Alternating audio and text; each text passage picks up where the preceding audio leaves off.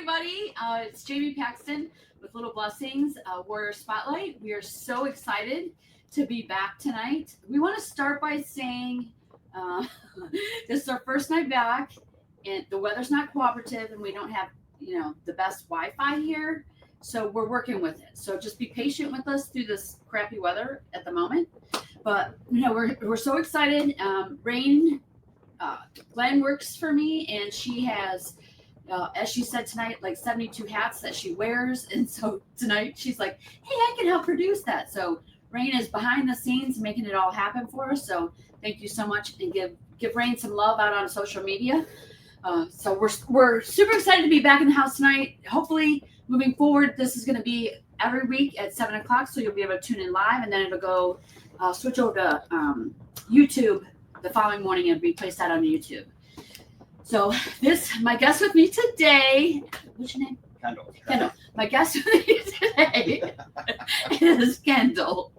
So we're going to get to Kendall in a little bit, and he is a veteran, and you're going to learn not all about him, but you're going to learn some things about him tonight. But I want to start at the beginning talking about Mercy and Stoneco. I want to give them a little bit of love. So Mercy, for those of you who don't know, when I first started the organization, we applied for a grant. We applied for $70,000, $35,000 over 2 years. And we were blessed enough to get it. And that's what got us launched and into what we're doing, right? And we could not be where we're at without Mercy helping us with the funding. And so when we moved in here, we moved in of 2022. That fall, I brought back Bob Baxter as the CEO. And so I brought back Bob Baxter, and I wanted him to see how we've grown in this, right? I wanted him to see that the funding that they put forth for us is still in motion, and that we're growing still. And so he came back and he toured, and he ended up bringing back 19 of his top tier executives last summer for a half-day business retreat. And since then, a bunch of great things have happened. I don't know if you could see it on my sleeve, but there'll be pictures of it being sent out later. Stoneco and Mercy are my branding community partners. And so you're going to see me walking around with Stoneco and Mercy on my sleeve. So I'm so grateful for that relationship that we have. How are we doing over there, Rain? Okay, Rain says we're doing good. So we're just so blessed with Mercy and all that they've done. And we ended up, at the beginning of this year, we signed a 5-year contract with the Mercy Nursing College. So there's going to be some things happening with that. We're going to be able to bring in Mercy's nursing students to do first-line care for our veterans and their families, which I think is pretty cool. It'll give the Mercy students an opportunity to learn and be educated about veterans and their families, what it's like to be around them, what's the best way to care for them. So it's just a great opportunity both for us to get a little extra frontline care, and then for the Mercy students themselves, right? And then for those of you who don't know about Stoneco is the reason that we have this place. They are gracious community partners, and they lease us this 18 acres for $1 a year. So blessed. Yeah, amazing. Yeah. And they have just been endless community partners. So we know spring is rough right now. Our driveway looks a little rough right now, but they're going to come through with the grader before long, and they'll grade it, and they'll make our driveway look brand new. They have supported us every step of the way since we've been here. They are right now putting together a big fundraiser for us in the beginning of the summertime. They don't have a date quite planned yet, but they really want to promote our partnership and really make sure that they know that we are out in the community. So blessed with those guys. I'm going to bring you up to speed with a few things that's happening. We've got a bunch of events that's going to be taking place. We have the reverse raffle. This year we have more fundraisers than we've ever had, which has kept us all really, really busy. But it just shows the collaboration that we have with our community partners. So the first one right out of the chute is with the Sylvania American Legion 468. Dean is just an amazing commander. He's an amazing community partner, and he is hosting the reverse raffle at his facility. So the tickets are on sale for that. All of the stuff will be you can find it out on our website, and then we'll add links to this before it gets posted to YouTube. But that's our first and foremost one coming out. And then we have April 27th is Military Kids Month. And so we are partnering with the local schools and inviting the local schools out to come out and if they've not visited the ranch, to bring the families out and see what we do. Rain will be here, Kyle will be here, the director of the Military Kids Program, and they'll be able to talk to them and see what programs we offer to our families. So it's just an opportunity for when veteran families move into the local area that they can get plugged in and get connected with us. So it's a great opportunity. We have our 100X campaign that's kicking off 1 May. That's going to be an event here, so look for that coming out. May 3rd is the Derby Casino Night, and that's at another one of our community partners, the Moose in Sylvania. They are hosting it there for us as well. So there's, tons and tons going on. And our biggest event, Denny, this one's for you, the disco party. We are the recipient of the Denny Schaefer Disco Party this year, and we are beyond blessed that Denny has chosen us and that we are working with Denny. He was our MC at our event last year, our big fundraiser. He'll be our MC at our Warrior fundraiser this year, but we are just so excited, and that's going to be June 6th and March 14th. If you were on the pre-sale list, that's when the link comes out for the pre-sale tickets. So yeah, it's going to be good. So there's a lot going on our show. What we're going to be doing moving in the future, we're going to bring a veteran on. We want to hear from the veteran. They're connected with our organization, how they got connected with our organization, the reason they stay connected with our organization. And then we're also going to talk about community resources, reliable community resources. So we know as veterans, sometimes it's difficult to find reliable community resources. So that's really my heart and soul of starting the Warrior Spotlight, is that I want to make sure that we can connect veterans to the right resources. So, Kendall, we're going to go to you. Spotlight. The spotlight, yeah. So, and I'm just going to give them a little back flavor as to what happened. So the show, we say, is raw and real, right? We don't do any editing of it. It is what it is, right? And so we had another person planned for our guest tonight, and it didn't happen. And so Kendall was in the building, and so we said, "Hey, Kendall, how would you like to be our guest tonight?" And so, in the military, we learn to flex, right? And so we definitely flex in what we do here at Little Blessings as well, right? Right. So why don't you tell our viewers how you got connected with Little Blessings? So I actually had ran into some trouble locally here in the state, and Little Blessings was a resource that, Jamie serves on the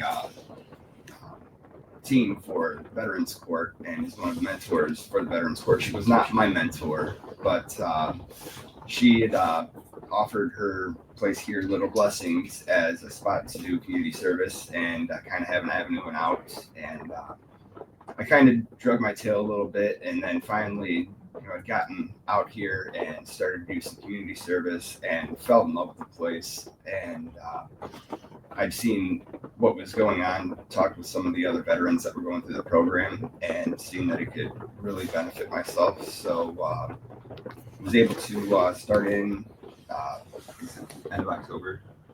I can't remember yours.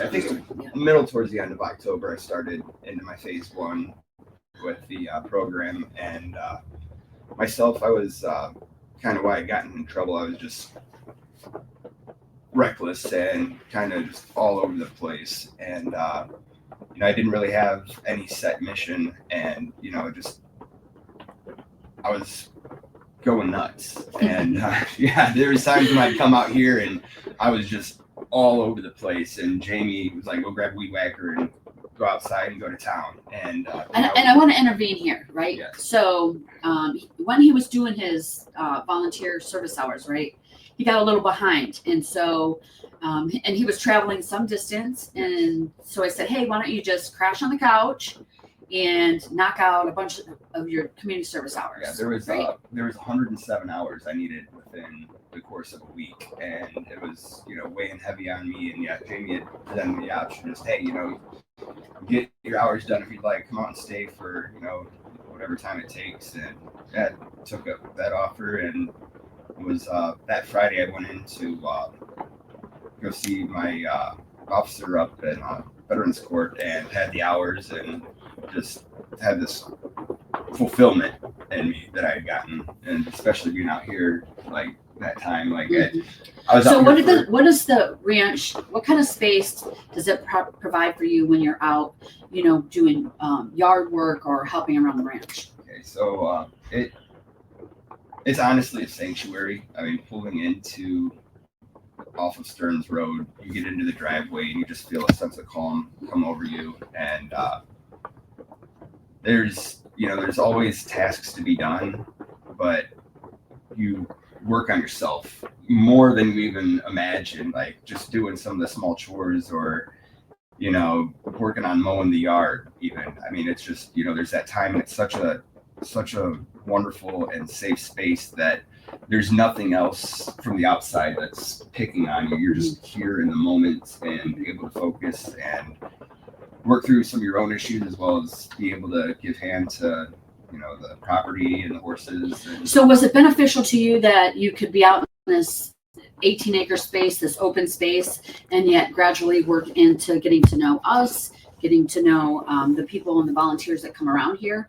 So we weren't just like right on top of you at first. Yeah. What was that experience like? So when I first gotten out here, I was kind of like slowly moving into this space. So like I did a lot of outdoor work that was, I'd come out and be outside for 6-8 hours, and then I was never asked to do more, or and didn't have to meet a whole bunch of people. That didn't have 1,000,001 people coming to me asking me questions or needing something from me. It was just everything was at my own pace. So how is that for the veteran mindset? The veteran mindset, for mine, on my end, I would, unless it was like giving to me A, B, C, D, here, do it, things would be overwhelming me because I had so much coming at me. And talk about that process. So it's so important to talk about that, right? Because that's a big problem that we have, right? So describe to the viewers what that looks like, because we want to be able to relate this to another veteran that's watching, right? So relate what that overwhelming feeling seemed like to you. So it was like if you took a puzzle in a box, like a 500-piece puzzle, and dumped it out and just was like, here's the mess, fix it. Well, it'll take you forever to get the border around, but once you've got that structure and that border around, all the pieces go inside of it. So it's just knocking one out at a time, and it gets easier as it goes on. And that's been what I feel like this place has done. My life was just kind of cast out, all the pieces were all over, but Little Blessings has provided me that order, that structure. Did you feel like you were chasing your tail? I was chasing my tail, 50 other tails, and I just had I lost many tails. tails. Lost track of it most times. And and I mean, being a veteran, you're if you don't have a mission, you're cut loose on whatever. Mm-hmm. So I mean, this has honestly provided me with a mission, and now being out here a while, working with some of our volunteers that come out to help. I mean, I can see it even with some of our volunteers when they're out here, they're just like so enveloped into the space that everything is just it's smooth. Mm-hmm. And so to bring you guys up to speed, so Kendall stays here with me, right? And so he is really the ranch hand around here. he's up every morning and he takes care of the horses. He gets them out, or I'll jump in there and help him get them out wherever they need to be. And he's cleaning the arena. He's restocking the hay. He's cleaning the construction trailer. He's building something. He's doing something around the ranch at all times. So you are absolutely invaluable around here to us, and we're very, very grateful. But you're creating an organization that is invaluable to me. This is providing me with the ability to harness my full potential on a lot. So, I mean, if you would have put me into a place like this a year ago without being the way that Little Blessings is, I mean, it would have taken me 2-3 months and I would have just been spun off onto something else. But I've got such a love, you guys are going to have to try hard to get rid of me here. and you're in the program, but you didn't initially go into the program. No. And one of the things that I liked about what you said was you were trying to get some things cleared up first, right? Because you were in the court system and you said, I want to get some things off my plate first before I added more. Yeah, was that helpful? Yes, I didn't want to overcommit because I felt like, the program, even talking to some of the other veterans that were going through it at the time, one of my good friends, Ben Miller, I'd seen what, it had done for him. And I just, for myself, I needed to be able, to prove to myself that I could, commit to something 100% and get through it and not have so much picking at me. And after I had graduated, it was before graduating Veterans Court, when I was in the final stretch, it's when I was able to make the commitment, because it's really a commitment to yourself. I mean, the program and Little Blessings, they provide you with space and the tools and everything you need. I mean, you've said it multiple times, but just the tools that you get, after a while, you catch yourself pulling those tools right back out in other world situations outside of here even. And I want to back up in your story a little bit. So, and that's where I met you. Again, you said I was not your mentor, right? Yes. But Little Blessings is a space that provides an opportunity for you guys to do community service. And then that's how you met Ben, right? So Ben was in the program too. Ben was in the vet program. And so you connected with him there, right? Yes. And then what did you think as you were listening to him tell the stories about Little Blessings and as him growing? Because I know you came out here once to volunteer and then you kind of went away for a minute, and I knew you had a connection out here, but you just weren't ready to connect. Yes. So speaking with Ben, actually, he had graduated Veterans Court, I do believe it was 2 or 3 weeks before I ended up coming out here, because I think I pretty much chased him out. I was like, all right, he's on about this place. I'm gonna end up coming out here and spending a day out here with Ben, so I can really feel it. And I mean, linking up with another veteran brother on site, and that's another thing here. There's the camaraderie. Every person, every veteran you meet out here is just in love with the place, in love to be here, and it's always uplifting. There's never any kind of negative pool ever. So having him by my side, we worked on a couple things that day. I was out here with him, and then it was. How important was it, or is it, that you have a veteran out here, right? The importance of having other veterans who understand and are in same situations like you, right? And or struggling, right? How important is that to be able to connect with another veteran like that? It really is, because you don't get a lot of that connection on the outside. I mean, unless you see someone wearing another veteran's hat or serve Desert Storm, Global War on Terrorism hat, Iraqi conflict hats, anything, hey, how's it going or whatever. But I had a couple conversations. Just had a veteran come out a few weeks back for community dinner, Steve, and started talking to him for a little bit. And 20 minutes later, he sat down with some cookies that he brought out for the dinner, and we were out doing barn chores together and just having a ball. And I mean, that's goes along with that camaraderie thing, just having, it's having your best friends that you never knew you had. And so we're going to kind of hit this in different segments, but so Little Blessings offers a 50-week mental equine assisted therapy program, right? That's what we do here. And so how does this change the game in mental health and the stigma that goes along with it? I mean, do you feel like you're in a mental health program, of what the so-called mental health programs are? What does this feel like to you? So this, for me, this feels like it's slowly just wiping the slate clean for like issues.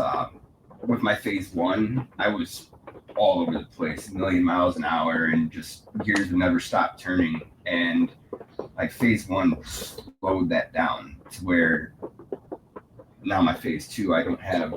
I'm going to pause you there. So how did it slow you down? So it. What do you do in helped phase me. one? So in phase one, you get your horse, you work on. And who is your horse? Sonny. Okay. Sonny, yeah.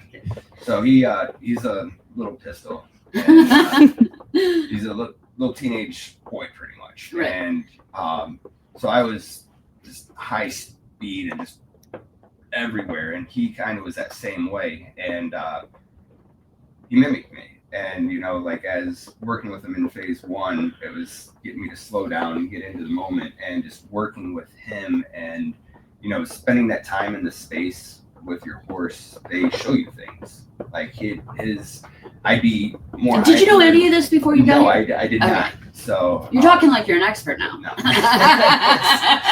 But so you're talking like you're one of us over here.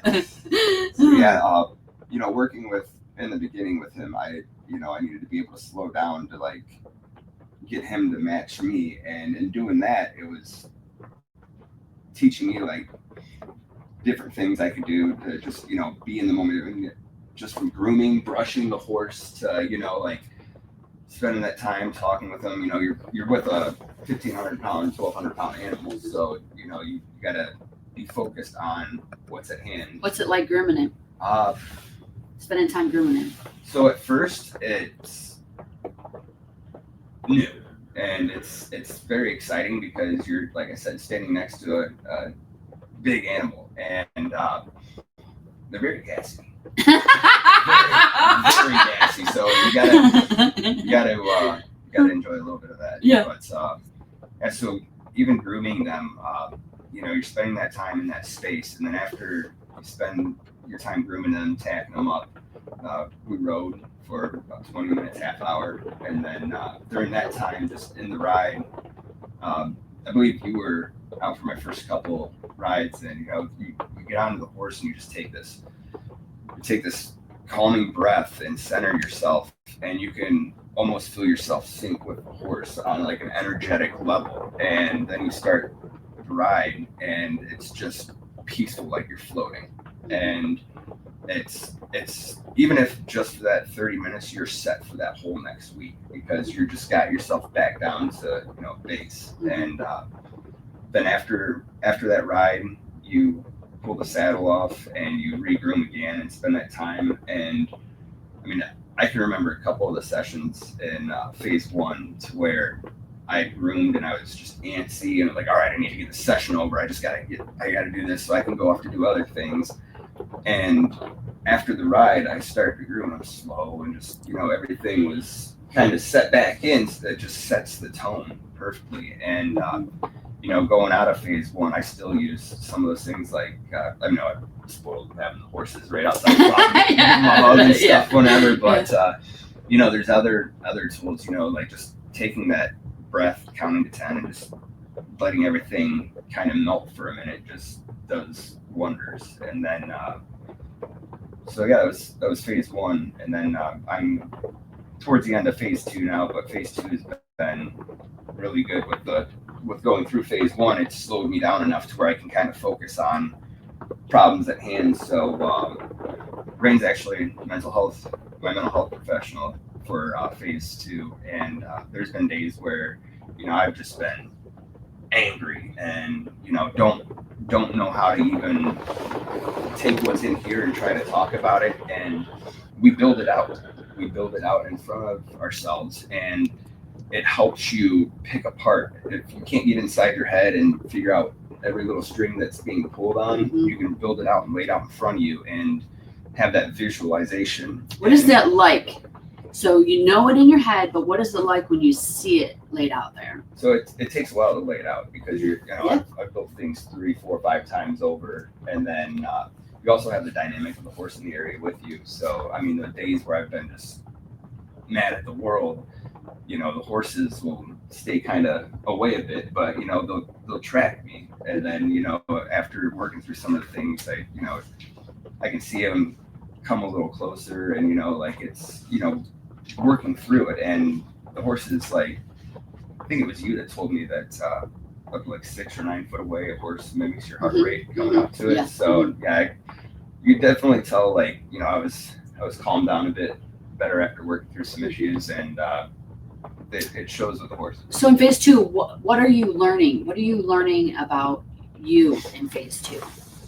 I'm learning how to weed through the mess in my head and go to the core of like some of the issues that are driving some of the smaller things that are affecting my day-to-day life. So, you know, for instance, I had a family issue that I had worked through, and 3 or 4 days, little things were just irritating me, but I didn't really dig into like the core issue that I had. And, you know, I wasn't able to like put it out there, and, you know, but it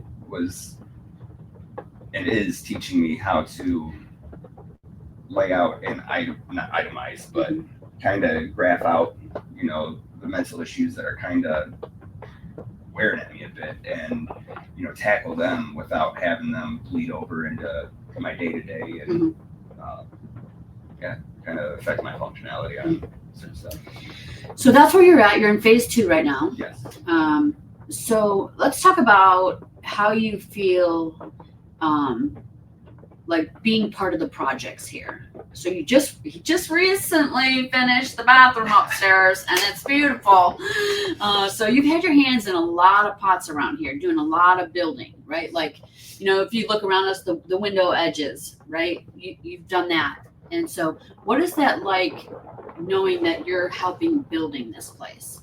I honestly feel like this place is, you know, home to me. So it's like, you know, if anybody would have, you know, got pride in doing something, but it's also not my home. It's a home to every veteran that you guys serve here. So, you know, it's from putting a handrail in the bathroom, because I know one of our veterans has, you know, leg issues with neuropathy. So just that in itself, you know, was so fulfilling, just to be able to put 6 screws in a wall and hold the rail up, you know. But it gives me a lot of satisfaction being that I can do those and, you know, help this place grow in that aspect. Do you feel like you have a purpose here? Yes, very much so. That's one of the things, like I kind of touched on to earlier, you know, without mission, I, you know, just didn't really have any focus, any drive at one certain thing. It was all over the place. And yeah, I can, you know, it's really nice, you know, being able to, you know, wake up and know that, hey, first things first, put your feet down on the floor. Next, go take care of some of the horses. And it's that in itself too is therapeutic, having like an hour in the mornings to just spend time with the horses and to feed them and kind of hang out with them. So it kind of sets the cruise for the day on just a nice, easy, like 35 mile an hour. Right. So let's talk about how you're leading some of the volunteers. You talked about that earlier, right? Yes. So you're around the ranch. You do most of the, you know, daily chores around here. And so what is it like when somebody new comes in, a new veteran? You know, how do you feel getting to show this veteran around, to be part of this? Kind of like get some touchy-feely stuff. Okay. So this place means the world to me. So like I can't overstate that to anybody that I talk to that comes through these doors.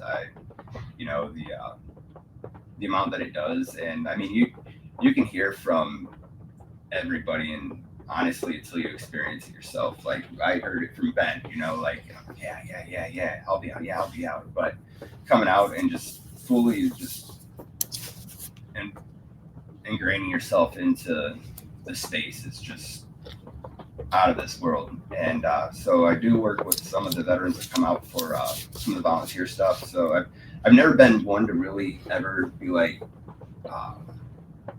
manager or kind of like overseer and stuff. So like half the time I have a hard time figuring out what to do for myself. But this is like helping me too, to, you know, be able to get back into like leadership roles, and, you know, being able to have, you know, that confidence in myself to help the others as well too. So it's, I've grown in that aspect as well. Mm-hmm. So how do you feel? We're going to kind of switch subjects here for a second, and we're going to talk about, we do community dinners the third Thursday of every month, right? And so what is that like? Do you think having civilians around us is important in our transition? Very much so. Why? Very much so, because we're in a civilian environment. So we're going to, it's different from just going to Myers grocery shopping and dealing with every normal person that's out and about. You come to the community dinners here,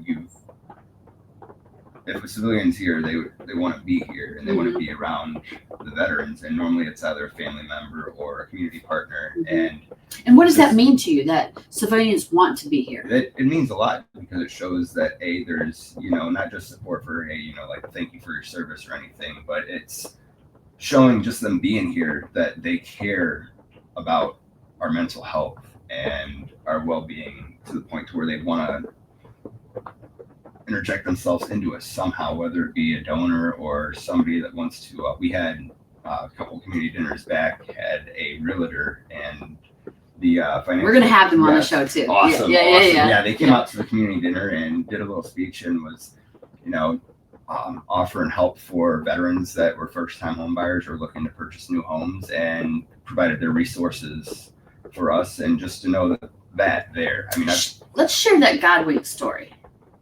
Oh yeah. So this is a good one. We got to share. So the veteran that came out for the community dinner, that he set down his cookies and hopped out to help fill up hay bags. When we were out working in the barn, he was talking to me, and we got on the subject of where he lived, and he had spoken, said, I would like to live closer to this area. I really, enjoy Monroe County, Ottawa Lake area, and I've been looking, but I don't know about how to get a home in that area or what avenues to go through. So fast forward about a half hour, we got back indoors and started eating, and our guest, or not guest that night, but was kind of our guest speaker for the dinner. He had popped up, and it was Mike and our realtor friend, Lydia. And Lydia. Yes. Mike and Lydia. Yeah. Mike and Lydia. And he popped up, and so there's a lot of times like that you can see God's hand doing work out here. It's phenomenal to like. It's like, hey, I'm working next to Jesus. It's pretty freaking cool. That's funny. The a little stressful though, isn't it? I mean, he's a heck of a carpenter to hold up to. Yeah, right. Yeah, right. Oh, that's funny. Yeah. So they were able to give him their cards and show him a few avenues, and now he's got them in his pocket to where if he wants to go through with getting the home, they work with VA loans. I can't remember all of it. And they're a trusted resource that we bring to the table, right? Because realtors, a lot of realtors, I mean, they make decent money, so you can never tell if one's like really trying to help or if they're trying to just make a quick sale. But you got one who out here and that literally came out to us and wanted to provide good homes and stress-free home buying and avenues for veterans, because it's a stressful situation going into buying a home. Yeah. So I don't know if you know this, but Lydia bought the shower. She bought the shower. Yeah. Nice. Yeah. Nice. Yeah. So very grateful for Lydia. Yes. Yeah. Lydia and Mike, you are awesome. Thank you guys. Yeah. So let's talk about you being around the horses and getting to be around them on a daily basis. What's that like? It was new.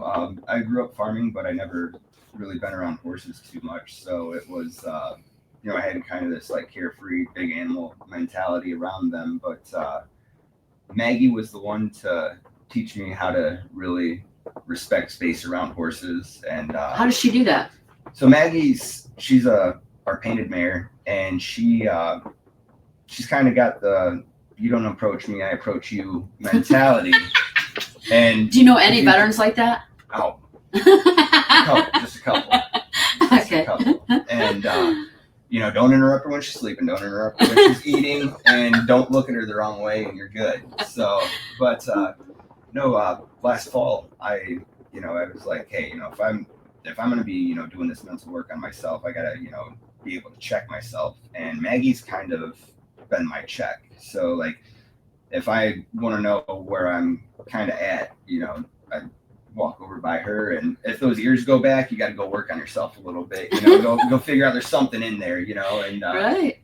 so I can, there's times where I can walk up to her. I know that it's just, I'm there, I'm good, and I'll walk up to her, and she'll just kind of side eye a bit, like, yeah, you thought, but you're too confident. Right now, so, You thought you were good, but you're not. The confidence is wearing on you. So, she keeps you. She's one to keep you really balanced. And then, so each of our horses here have a personality dynamic to them, and like Blessing, we got all of it wrote back on the back of the cards that Rain had did up, and so they tell a little bit about the horses, and then experiencing that, you see that, like, you got the gentle giants, the fjords. You've got Journey, which is just a big love bug, but yet he's just goofy. And Sonny's a little. He's high speed, but he's getting there. and then Blessing, she's just the sweetest girl. She's smart. She's smart. She knows, like, if I'm feeling something, she'll kind of like watch me and like, but just kind of stay away a bit, but keep an eye on me. But then, like, she'll come over and like just give the hind end for a little butt scratch or something, like, hey, it's okay, But and then Maggie's dynamics, just, she keeps you consistent. Because if you're a roller coaster with her, she lets you know. And so it's, each of them has been teaching me, a little bit more on how to better be. So yeah. So we're going to go back up the story all the way. And okay. So I want to hear a little bit about, so did you have family that joined the military? Yes. How did you get connected? And why did you choose the Army? So my dad was in, from 89 to 92, and he served in Desert Storm. And so he was in, I wanted to join. I'd always dug through his old Foot Locker, put on his fatigues when I was younger, and went out for walks in the woods. And it had always been something I had wanted to do. And going through high school, I was working at a Burger King in Bowling Green, and the recruiter's office was stone's throw away. And one night, Staff Sergeant Albritton come in, Sergeant Height, and two of the recruiters that were in there, and it was about 7:00 at night. They just got done over at the recruiters station, but they were grabbing burgers, and it's like, hey, you ever thought about joining the Army? You could put you out of the flipping burger world. Yeah, sounds great. He goes, well, pop on over. We're making snow angels till you get off. So I went over there. There's probably about 15 snow angels between the Chinese buffet and the recruiter's office, and talked to them for a little while. And it was my junior year of high school when I met with them. So I went in and did selective service, where split ops, where I did my basic training my junior, senior summer, and then went and did AIT with micro school down in Fort Leonard Wood, California, after I graduated. And then after that, just did my reserve stint. Was over at the 983rd Monclova, and didn't ever get deployed, never seen combat, but still have, some of the issues that normal veterans have. So yeah, this place has definitely been a blessing, like, hence the name. But yeah, so I was in till 2009, and did basic training change you? Yes, it did. I was through high school. I was kind of just fly by the skin of my teeth. Grades got a lot better senior year, but I was an asshole. Like, no one wanted to be around me. Like, up till then, it was just eyes forward or right down at the ground. And then I got back, and don't hit my shoulder in the hallway. No one knew how to walk. Like, bump your shoulder. I mean, it was just, that was aggravating. I couldn't go shopping with my girlfriend because, like, march for an entire summer in step, and then have people, just the random person are pushing to get with the cart. I mean, it's just enough to throw you off the end. So that was You want to punch him in the face, don't you? Yeah. So I mean, that was just from basic training. I mean, you have that structure, and you know exactly what you're doing sun up to sundown. It's told you, and I mean, if you don't know, you look to the guy to your left or right and just follow them. And it's simple, but then you get back, I mean, still your world's stressful as can be. So I mean, there's everybody else. What makes it stressful? Well, everyone else is just looking to get ahead, and you're looking for, where do I fit in? And everybody in the rat race is just going, and you're just trying to find your path. And it doesn't matter what Joe Schmo or anybody else is doing, but you always end up rubbing shoulders or elbows or bumping into somebody, and it's irritating. Mm-hmm. So I'm just trying to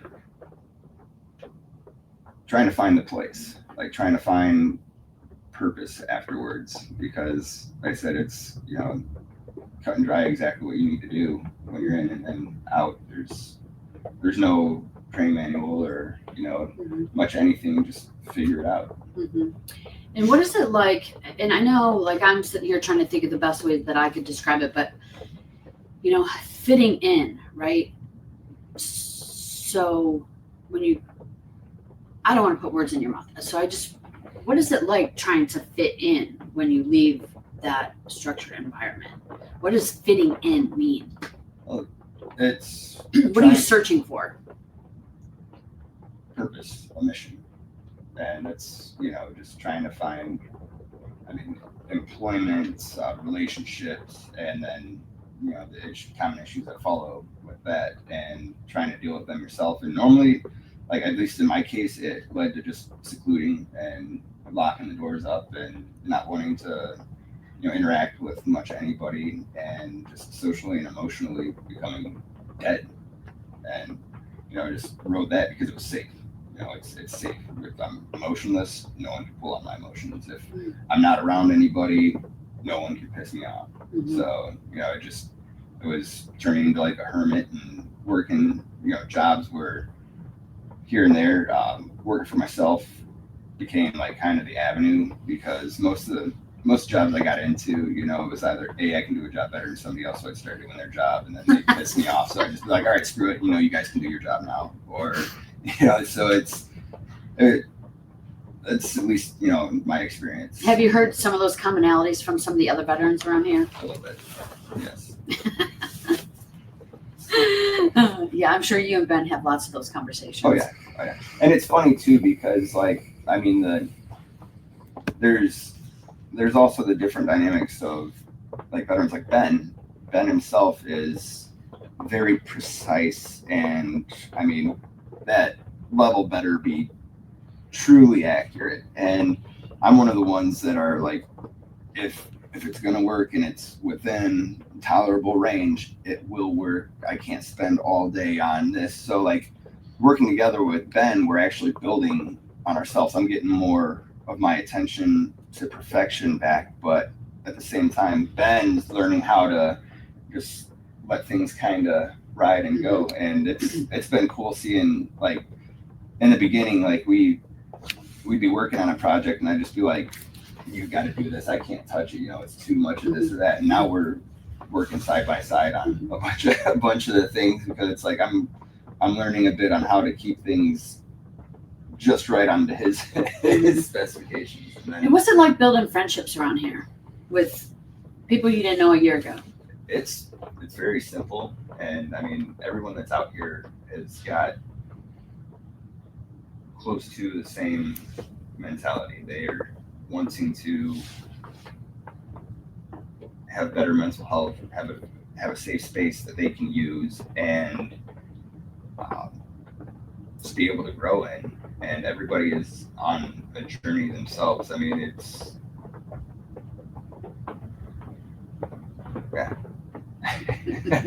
Sorry, I'm horrible at conversation. Oh, no. You're doing great, bud. You're doing great. I know one of your favorite places on the ranch are the trails. Yes. Yes. Tell our viewers about the trails and what kind of space that offers you out So there. we have quite a few trails over on the west side of our building, and they go back through probably about a good 10 acres worth, and it's peaceful. I mean, you go into the trails and you just have nature around you. You have a space to just kind of slow down and to reflect. It's really meditative to be out there, and I do a bunch of foraging and holistic stuff. So I like to get out there at times and just walk and find different barks, berries, and mushrooms that are floating around. And it's cool. I mean, there's been a couple times where I wasn't lost per se, but I was gone for a few good hours. Like I started in the trails over here and ended up back behind a quarry about a quarter mile away from the place, and I heard Jamie calling out, and she came looking for me out on the tracks here, but didn't realize I was about a quarter mile the opposite area. So, which Stoneco has that other quarry over there, and we got a little walk area by their area to go up on top of the breakwall, kind of, if you will, area, and just it's breathtaking seeing like the sunrise and sunset from that perspective there. It's just amazing, and I'm honestly anxious for spring and stuff to start popping back to life, or weather to get back up, because I'm definitely looking forward to more of those longer hikes. What about the wildlife on the property? The wildlife's amazing.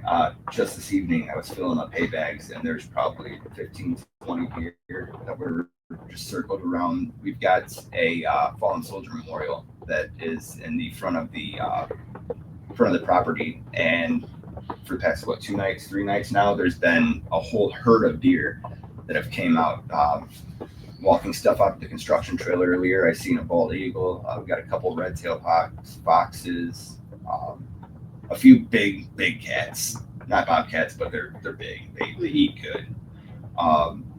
Yeah, the wildlife's amazing. The birds, of course, the horses, but yeah, you see them everywhere. And then every once in a while, you'll hear some coyotes out and about singing along late night, but haven't seen them yet.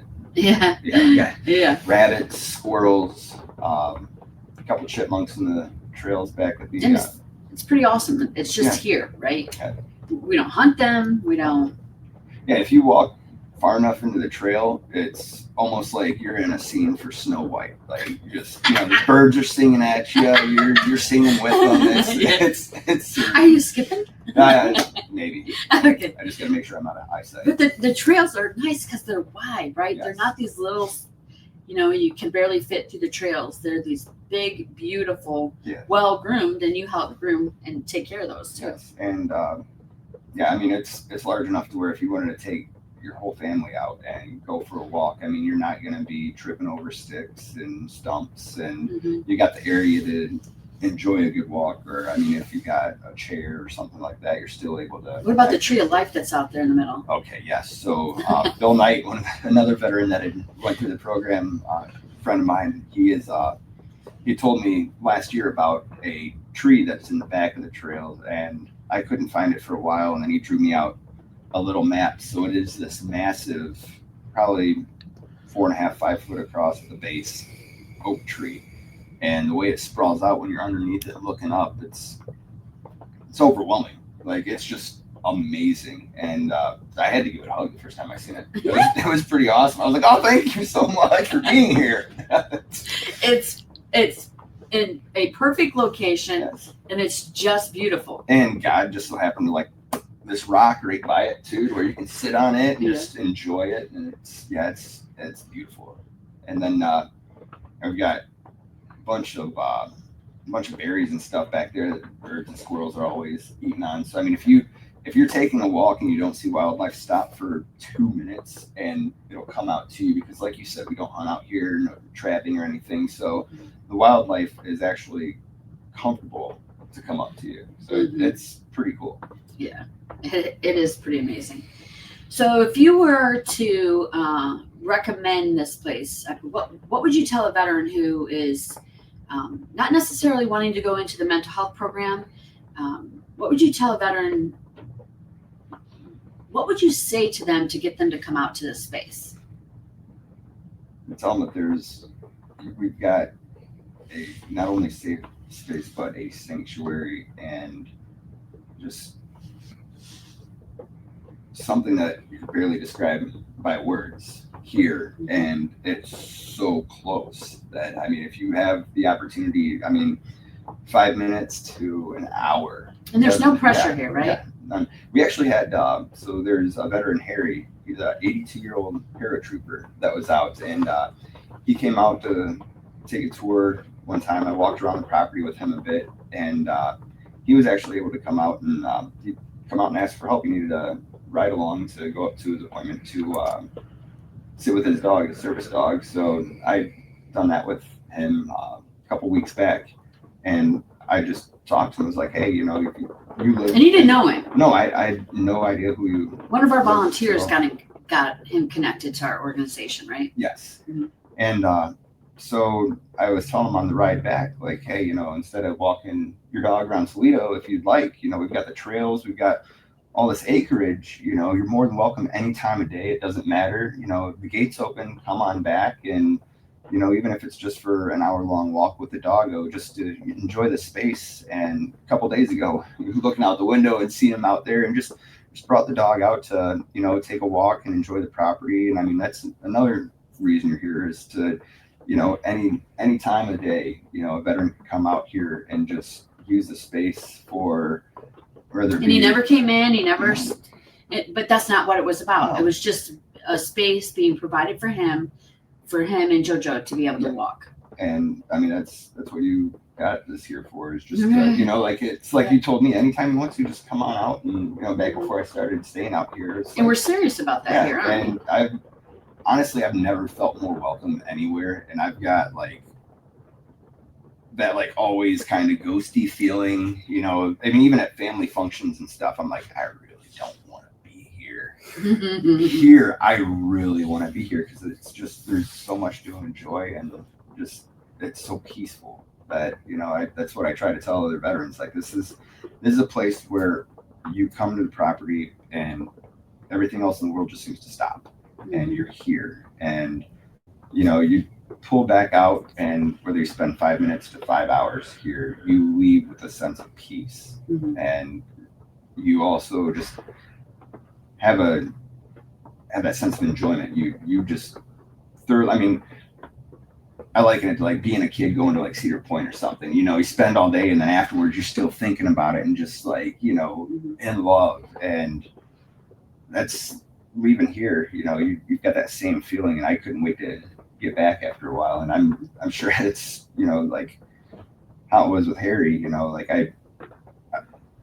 he popped out a day or two after his appointment for the dog walk, and I was like, you know, when you talk, there's no pressure to, hey, you know, have to be out here or anything. And, you know, it made me feel really good that he was comfortable to come out. And like I said, there wasn't any pressure or anything. We didn't have to go out and, hey, what are you doing here? How are you doing? Or, you know, it was just him to enjoy that space. And yeah, beautiful.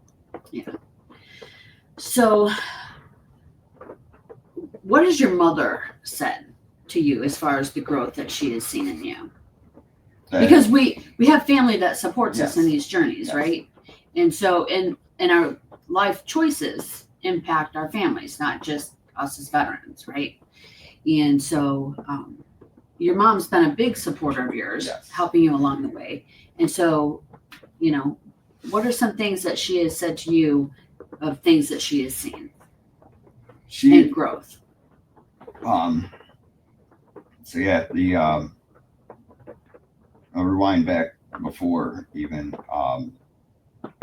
my mom, before like I even got linked up here, or originally when I first started in the Veterans Court, she had called me and was like, hey, and she was in tears, and she's like, look, you know, I said, and I prayed to God that, you know, you could find some way, you know, I just don't want to see you dead, because I was drinking a lot. I was doing just risky things and being dumb. And, you know, as my mother, she cared a lot about me, and she knew, like, she talked to my father and was like, look, there's nothing anybody can do.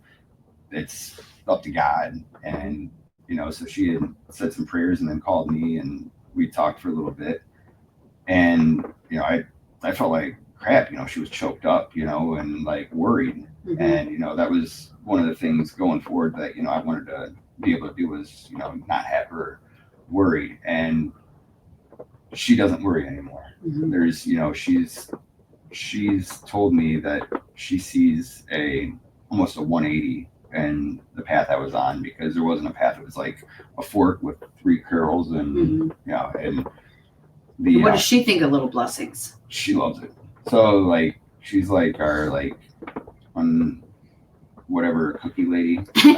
She's most certainly our cookie lady. Yeah, that's for sure. I'll pop over to her place to do laundry or something and end up with cookies back here. And I think it's her way of like a big like thank you, like because like I mean she's just even so like I've got an aunt that I had no idea that I had in my family.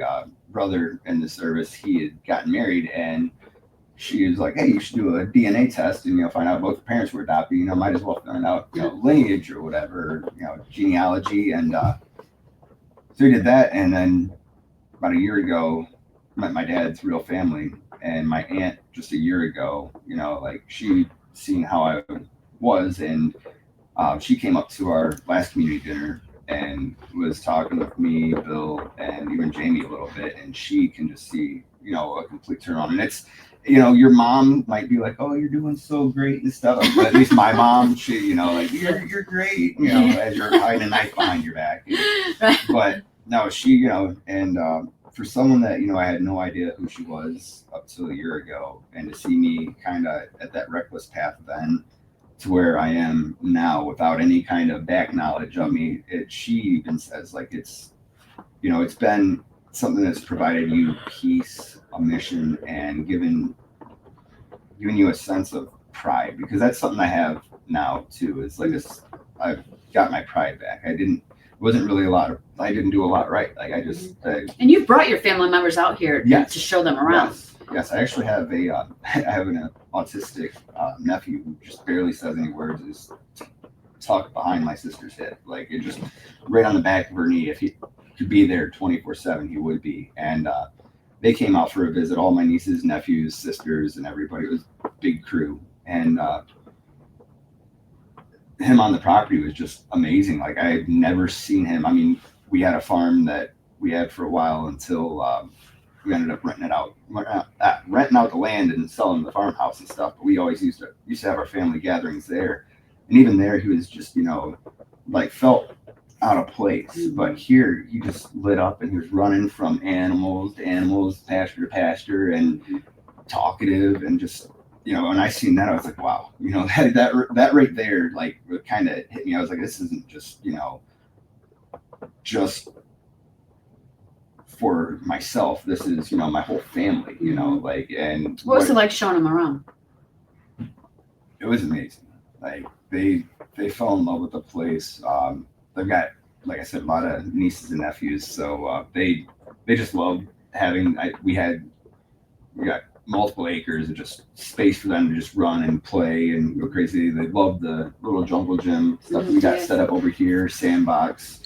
So there's loads of activities for the kiddos to do, and then bringing my dad out here. He's a veteran, and he, after we sold the farm, he doesn't really have that kind of space. Like, like you grow up on a farm, you enjoy just that rural space to just kind of relax at. And when he was up here, he had said to me, like, this is amazing. I need to start coming up more often, even if it's just for, hour or two, just to kind of chillax. So, well, Kendall, I thank you so much for the impromptu interview today. And I forgot to mention, I'm going to move this out of the way in case you guys are wondering, she's not stuffed. This is Fiona. She's going to be our guest on here all the time. She's our little honey love. But we want to say thank you to everybody who's tuning in tonight. Please feel free to continue to comment. We will be here every Wednesday night live at 7 o'clock, and we will see you next week.